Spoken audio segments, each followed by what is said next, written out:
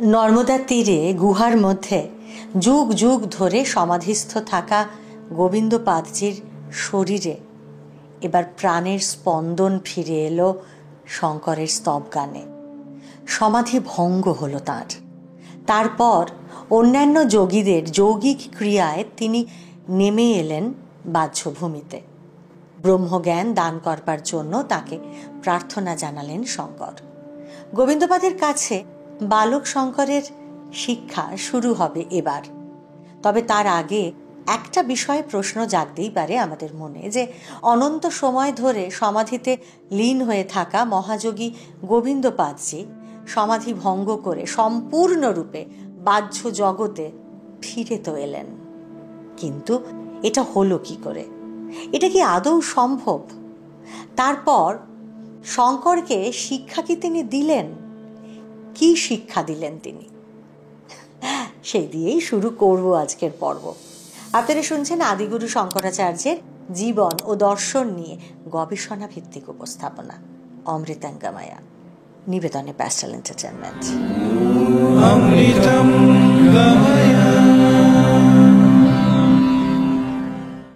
বহু যুগ ধরে সমাধিস্থ থাকার পরে বাহ্যভূমিতে নেমে এলেন গোবিন্দপাদজি।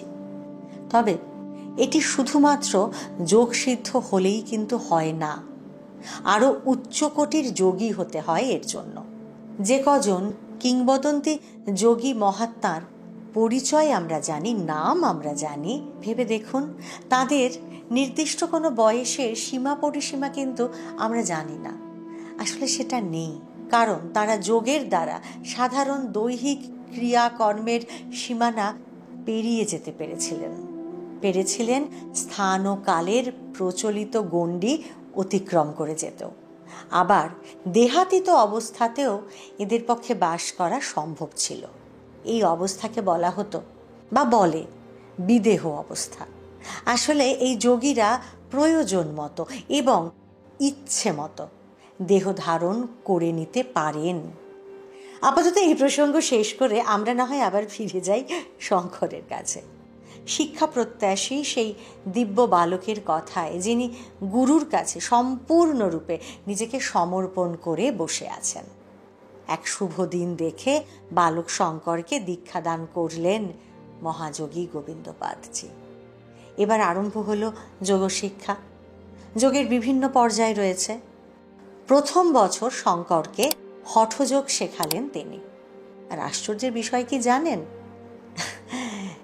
বছর শেষ হওয়ার আগেই হঠযোগে সম্পূর্ণ সিদ্ধি লাভ করলেন শঙ্কর। আশ্চর্য গুরুর আশ্চর্য শিষ্য। পরের বছর গুরু তাকে দিলেন রাজযোগের শিক্ষা। সেও 1 বছরের মধ্যেই শেষ করে ফেললেন শঙ্কর।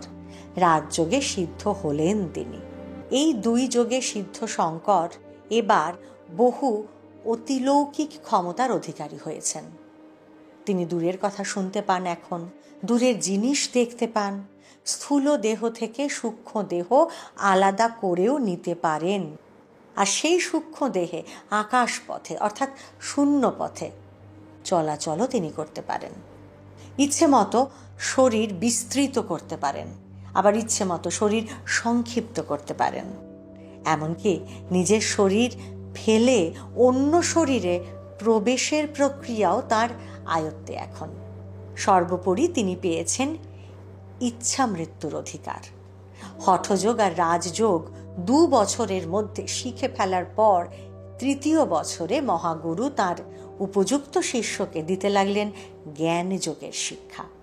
এই জ্ঞানযোগে গুরুত্বপূর্ণ হলো কিন্তু শোনা বা শ্রবণ, আর অন্তরে নিরন্তর তার চর্চা বা মনন, এবং বিষয়টিতে একাগ্রতা বা অন্তরে তার ধ্যান, আর সবার ওপরে হলো সমাধি। শুধু তত্ত্বশিক্ষা নয়, এই বিষয়গুলির প্রত্যক্ষ অনুভূতিও হতে লাগলো শঙ্করের। মহাযোগী গুরু এবং যোগ্যতম শিষ্য একত্রে মিললে যা হয় আর কি। যে রহস্য গুরু শেখান তাই চট করে আত্মীকরণ করে ফেলেন বালক শিষ্য। এমনকি সমাধিতেও তিনি পূর্ণভাবে প্রতিষ্ঠিত হলেন, অর্থাৎ অনুভূতি এবং উপলব্ধির উচ্চতম স্তরে আসীন হলেন শঙ্কর। ধীর আর জ্ঞানী তো শঙ্কর ছিলেনই সেই ছোটবেলা থেকে। এও অবশ্য ছোটবেলায়, তবু আরো ছোট ছিলেন যখন। এবার প্রকাশিত হলো তার মধ্যে এক অনন্য প্রজ্ঞা। তার মুখে আর দেহে ফুটে উঠল ব্রহ্মজ্যোতি।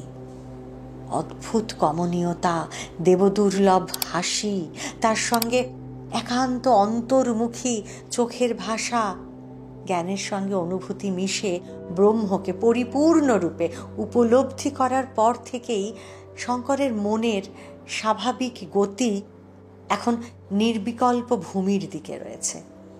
জোর করে তাকে টেনে রাখতে হয় এই পার্থিব ভূমির দিকে। গুরু বুঝলেন তার শিষ্যের অবস্থার কথা, এবং এও বুঝলেন যে শিষ্যের শিক্ষা এবার সম্পূর্ণ হওয়ার পথে। শঙ্কর অবস্থান করছেন সকল সংশয় আর চিন্তার ওপারে। পূর্ণ নিস্তরঙ্গ সত্তা এখন দিব্য আনন্দে উদ্ভাসিত। অসীম প্রজ্ঞাবান, তাঁর জন্মান্তরের সমস্ত সংস্কার এবার জ্ঞান অগ্নিতে ভস্মীভূত হল। এই অবস্থাতেই একমাত্র জগতের কল্যাণ করা সম্ভব হয়। গুরু গোবিন্দপাদ নিশ্চিন্ত হলেন, বুঝলেন যে এবার তার এই পরম শিষ্যকে দিয়ে জগতের কল্যাণ সাধন সম্ভব হবে।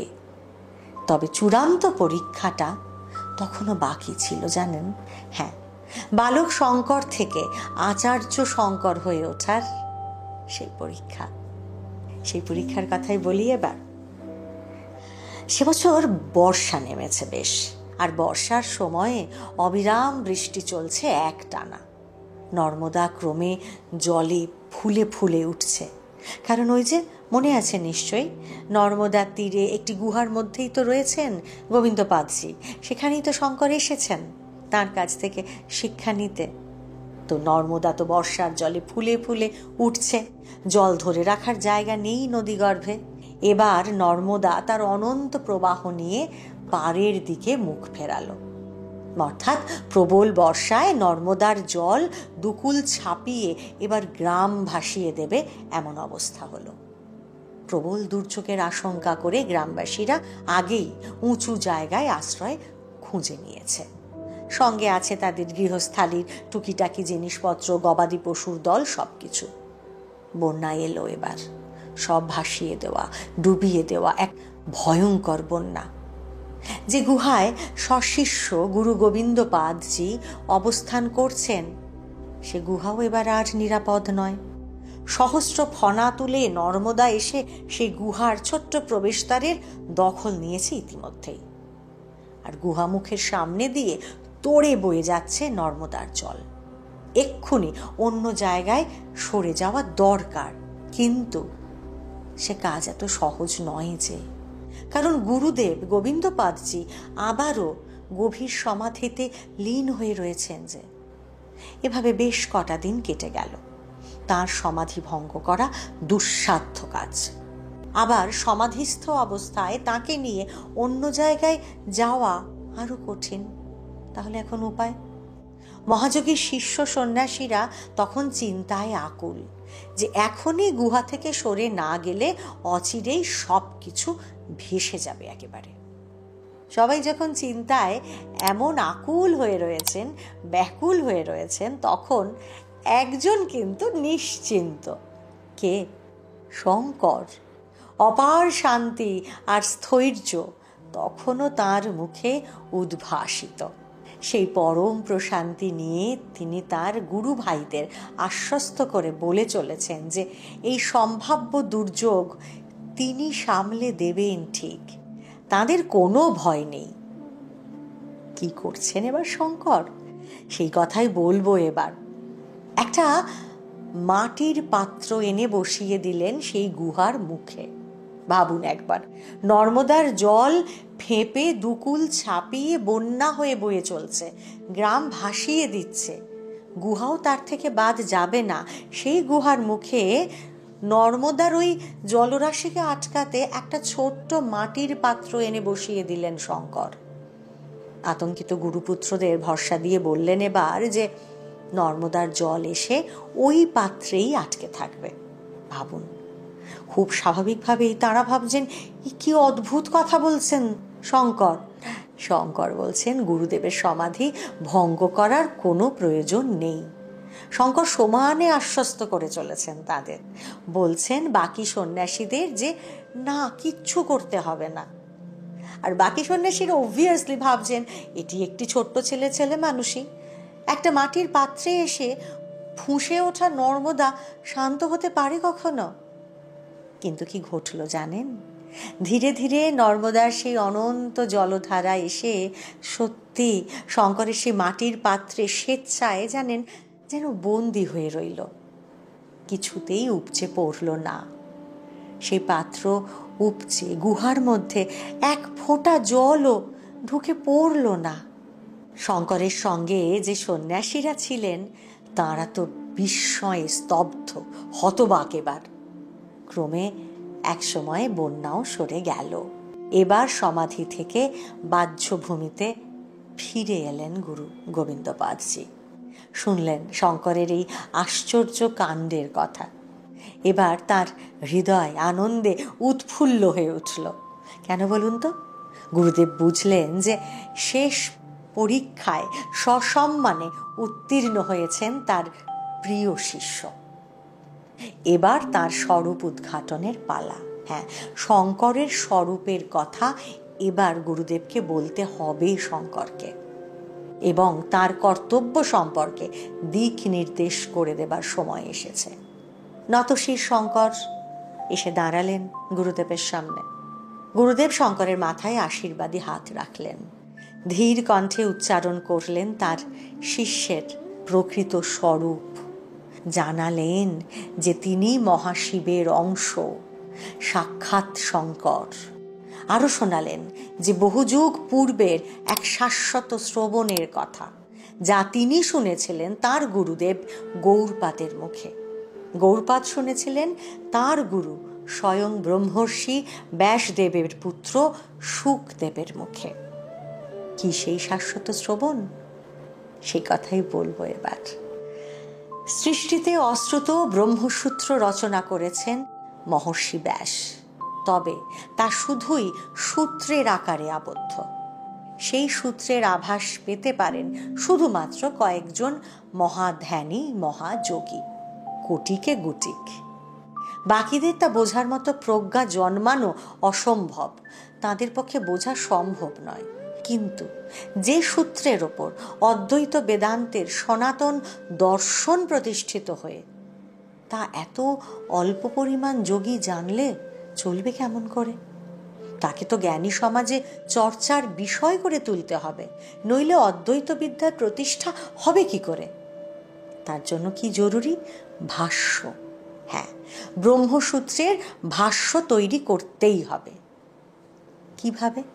না, সেই সূত্র ভেঙে তা বিশ্লেষণ করে প্রয়োজনে সংযোজন করে ব্রহ্মসূত্রের বিশদ ভাষ্য রচনা করতে হবে। কিন্তু এ কাজ করবে কে? পরম জ্ঞানী বেদব্যাসের ব্রহ্মসূত্র যে স্বয়ং দেবকুলেরও আরাধ্য, তার ভাষ্য রচনার কাজ তো সাধারণ মানুষ বা সাধারণ সিদ্ধ যোগী মাত্র হলে করতে পারবেন না। সে কাজ করার জন্য আসতে হবে এমন জাতককে, যিনি দেব অংশ থেকে আবির্ভূত হয়েছেন। তিনি একমাত্র পারবেন এমন দুরূহ কাজ সম্পন্ন করতে। তিনি যে আসবেন সে কথা বলেছিলেন তার শিষ্য গৌড়পাদ, আর তিনি এসেছেন সে কথা বললেন এবার মহাযোগী গোবিন্দপাদ।